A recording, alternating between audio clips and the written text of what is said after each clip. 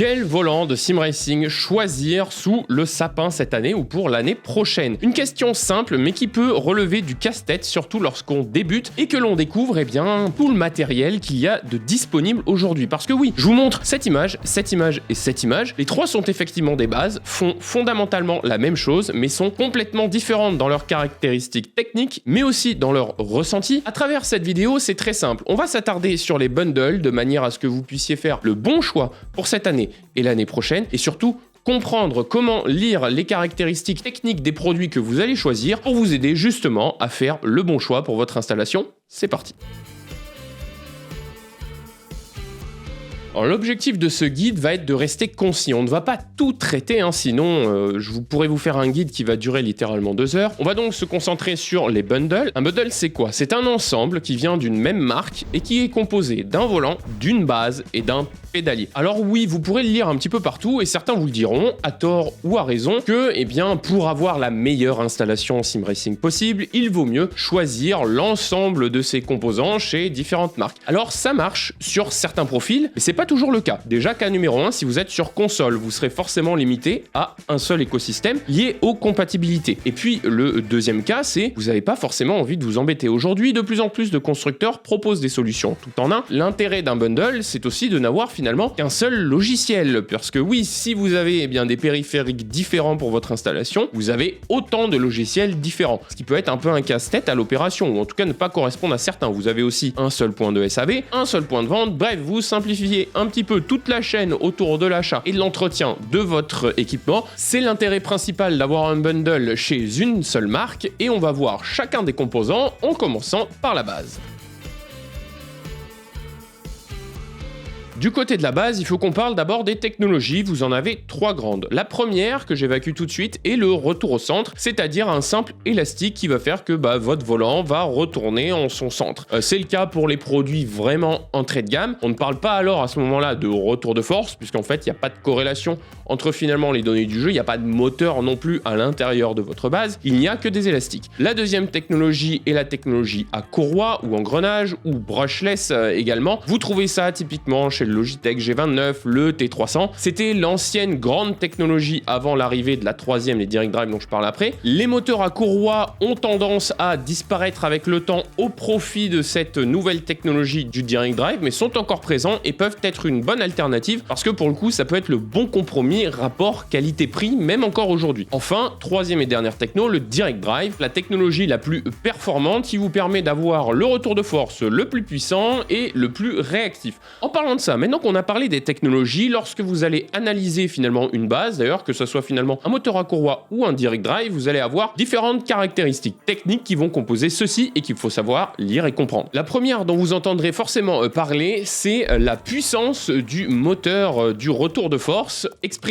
en newton-mètres. Alors là-dessus, vous allez entendre des bases 2, 3, 4, 5, 9, 10, 12, 21, même jusqu'à 39 newton-mètres bientôt disponibles sur le marché. Ce qu'il est important de distinguer, c'est que 8 newton-mètres chez une base et une autre ne veut pas forcément dire la même chose, car les newton-mètres sont exprimés parfois en 2 valeurs différentes, en newton-mètres constant ou en pic. En constant, ça veut dire que constamment, la base est capable d'atteindre le nombre de newton-mètres qu'on vous partage. Sauf que ce chiffre-là peut être exprimé aussi en pic, et à ce moment-là, ça veut dire que le nombre de newton-mètres, c'est le maximum que la base peut effectivement délivrer en newton-mètres. Autrement dit, entre deux bases, une base à 8 newton-mètres constant pourra peut-être avoir un pic supérieur à 10 newton-mètres, contre une base 8 newton-mètres en pic qui, elle, atteindra un maximum 8 newton-mètres, mais aura une plage d'utilisation qui sera finalement inférieure. De plus en plus de marques ont tendance justement à exprimer les valeurs en newton-mètres en constant, mais c'est pas toujours le cas, donc pensez lors de votre comparatif à consulter les deux. Ça peut aussi expliquer une différence de prix entre deux bases pourtant exprimées d'une même valeur. Le deuxième point, toujours en lien finalement avec ce que peut délivrer en termes de puissance ce moteur-là, c'est aussi lié à la puissance électrique de l'alimentation. Souvent exprimée en watts, elle n'est pas toujours facile à trouver, mais ça peut vous donner un indice en termes de puissance globale disponible sur le volant et surtout sa capacité à entretenir cette puissance et à délivrer des pics de puissance. Plus l'alimentation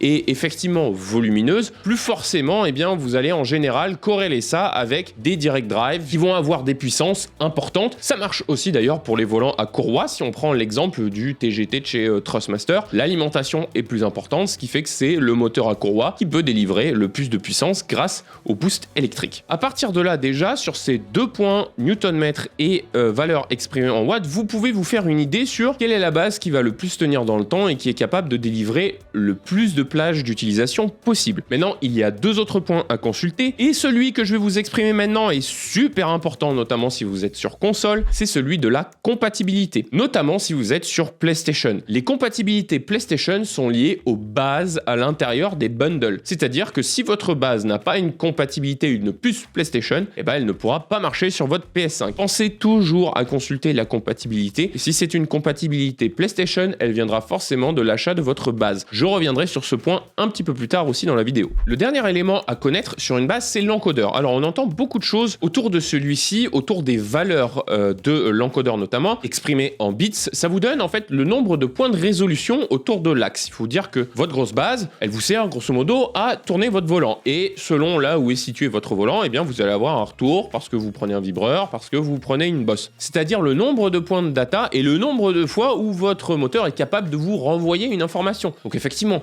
plus il y a de points autour de mon axe, plus j'ai d'informations disponibles. Maintenant, il y a aussi une corrélation entre le nombre d'informations disponibles et la vitesse à laquelle votre cerveau est capable de traiter cette information. En bref, une différence entre un encodeur 21 bits et un encodeur en 24 bits, quand en 21 il y a déjà plus de 2 millions de points de résolution sur un axe qui fait littéralement cette taille, vous n'allez pas foncièrement faire la différence. Sur des installations plus petites, ça va être le cas. Sur des plus grosses installations et sur la technologie Direct Drive utilisée aujourd'hui, ça va être de moins en moins le cas. Maintenant, ça peut vous permettre de faire une différence entre les deux et surtout sur la capacité d'évolution du volant dans le temps, parce que cet encodeur-là va ensuite se lier à la simulation. C'est une communication en fait entre la base et la simulation qui va renvoyer en fait la télémétrie du jeu, et cette communication-là, eh bien plus vous allez avoir de points et d'informations qui vont pouvoir transiter. Vous entendez parler parfois sur iRacing du force feedback en 360 Hz, et bien justement, si l'encodeur permet d'avoir plus de points de résolution, vous allez donc avoir plus de ressenti. Encore une fois, c'est une balance à trouver, mais cette valeur, voilà ce pourquoi il faut la prendre dans une base moteur. Encore une fois, pas mal de terminologie un petit peu compliquée pour des choses qui sont finalement simples en termes de ressenti et sur ce qu'on recherche, mais qui vous permettent de comprendre eh bien, ce pourquoi une base est plus ou moins bonne qu'une autre. Deuxième élément composant votre bundle et qui est notre point d'intérêt, le pédalier. Sur le pédalier, comme sur les bases, il y a différentes caractéristiques techniques qu'il faut connaître pour savoir eh bien, si vous achetez un bon ou moins bon pédalier, est-ce que celui-ci va évoluer, bref, pouvoir faire votre comparatif et votre choix. Sur les pédaliers, ce qui nous intéresse principalement, et la pédale la plus importante du pédalier, c'est le frein. De manière générale, sur l'ensemble des pédales, vous allez forcément avoir un capteur de position. C'est ce que vous trouvez sur, je pense au T128, je pense au GTDD Pro, au CSLDD de chez Fanatec par exemple, bref, on pourrait en citer plein. Un capteur de position, ça mesure, tout bêtement, la position de la pédale. Maintenant, dans un capteur de position, il y a deux technos différentes. La technologie à potentiomètre, donc là c'est un petit capteur électronique qui va capter la position de la pédale. Pour le coup, ça commence à être une ancienne technologie, encore très présente, mais qui a le désavantage, pour le coup, d'assez vite s'encrasser et qui demande du coup un peu d'entretien. À la différence d'une nouvelle techno à capteur magnétique, le capteur Hall Effect, qui est arrivé et qui est maintenant présent sur la majorité des nouveaux pédaliers qui arrivent sur le marché,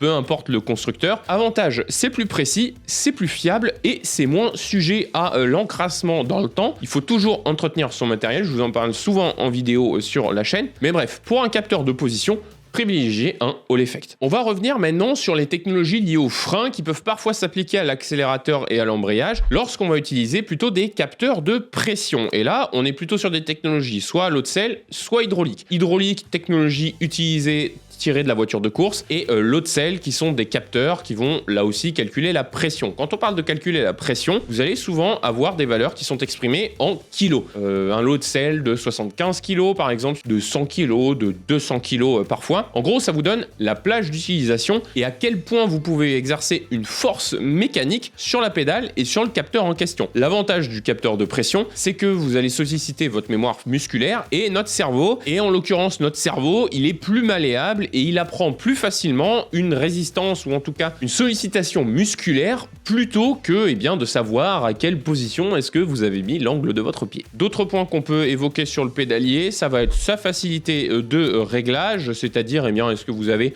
des kits de ressort, des kits d'élastomère qui sont fournis avec le pédalier pour régler cette résistance mécanique et avoir votre feeling. Et puis évidemment, comme je vous le disais, la puissance du capteur en question qui va vous permettre de mettre plus ou moins de puissance dans votre jambe gauche et qui va de manière générale vous permettre de caractériser les différences entre deux pédaliers d'une même technologie.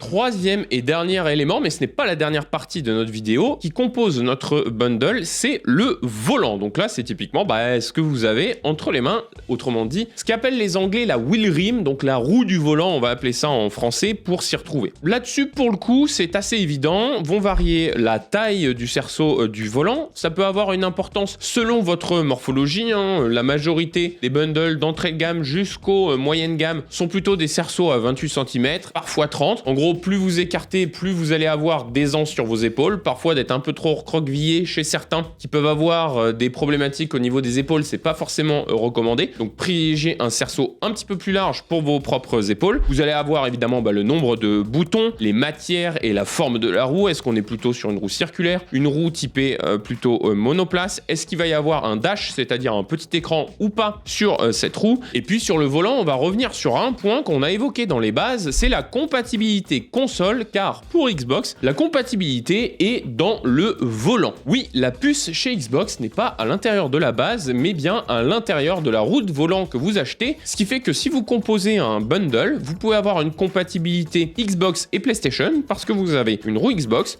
mais vous avez une puce PlayStation dans la base, du coup vous avez un setup qui va être compatible sur littéralement toutes les plateformes du marché. Pensez donc à checker ça si vous êtes sim racer sur Xbox. Et puis quand on parle de volant et de la roue du volant, je ne peux pas oublier et ne pas évoquer la partie suivante, c'est l'introduction parfaite pour parler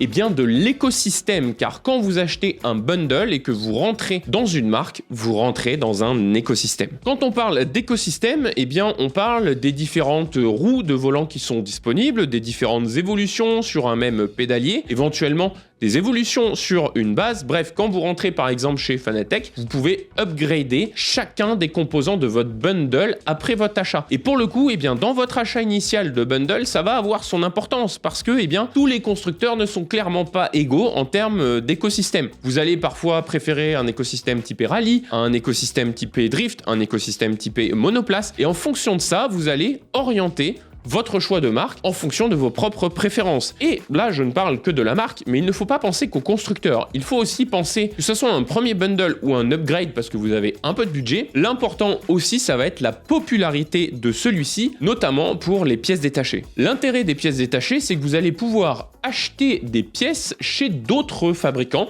qui sont spécialisés là-dedans, des 3D Rab, des l'atelier du Sim Racer en France par exemple, qui vont vous permettre d'acheter des ressorts par exemple pour votre pédalier, des élastomères qui sont différents, des personnalisations de roues de volant que vous n'alliez pas trouver chez le constructeur mais qui sont plus ergonomique ou plus adapté à votre morphologie comme je l'évoquais tout à l'heure. Et ça pour le coup évidemment, plus le bundle est populaire, plus il y a un marché et donc plus il y a d'entreprises capables de fournir le bundle en question. Ça vous permet de faire durer votre bundle dans le temps, c'est-à-dire que plutôt que de tout vous rééquiper et de racheter un élément au complet, parfois simplement d'acheter une pièce, ça va vous agrémenter pour plusieurs mois, voire parfois plusieurs années, et vous allez être très content de votre matos et vous n'allez pas forcément avoir besoin d'en changer. Donc pensez à l'écosystème autour du bundle, il y a des marques qui sont plus fournies que d'autres, les leaders du marché que sont Fanatec sont extrêmement fournis.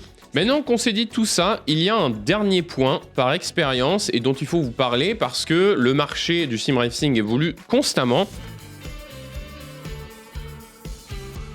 Et c'est l'intégration de la marque que vous allez choisir à l'intérieur des jeux. Je m'explique. Lorsque le dernier matériel sort, selon les marques, parfois certains équipements ne vont pas toujours être compatibles Day One avec les jeux auxquels vous avez l'habitude de jouer. C'est arrivé par exemple lorsqu'on a fait le test récemment du RevoSim du RS Pur. En fait, ce qu'il est en train de se passer actuellement, pour vous donner un peu de contexte, le marché du sim racing a un souci. Je pourrais vous en faire toute une vidéo pour le coup. Il y a de plus en plus de constructeurs qui arrivent auprès des studios pour intégrer leur matériel matériel dans les jeux. Sauf que les studios, ils n'avaient pas anticipé le nombre d'équipementiers qui puissent arriver aujourd'hui et qui leur demandent d'intégrer leur matos dans leur API. Et du coup, les studios sont contraints de faire des choix pour privilégier le matériel qui est le plus populaire parce que ça touche le plus grand nombre de joueurs. Donc vous aurez toujours un espèce d'effet du leader où les plus grandes marques historiques seront toujours davantage compatibles et plus rapidement sur différents jeux par rapport à d'autres. Pensez-y donc à le regarder, ou alors si vous achetez parce qu'il y a une belle promo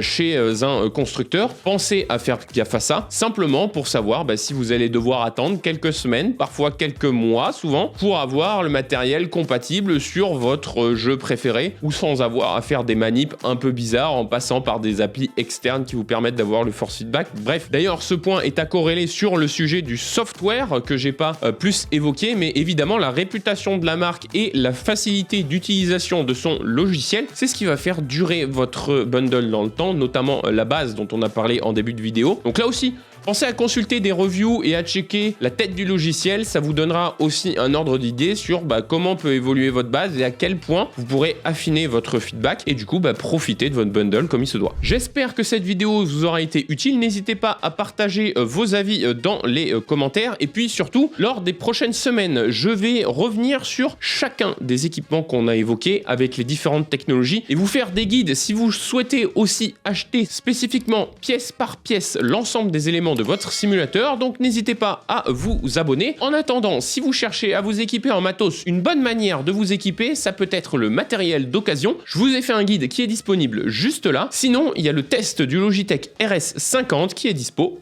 par ici.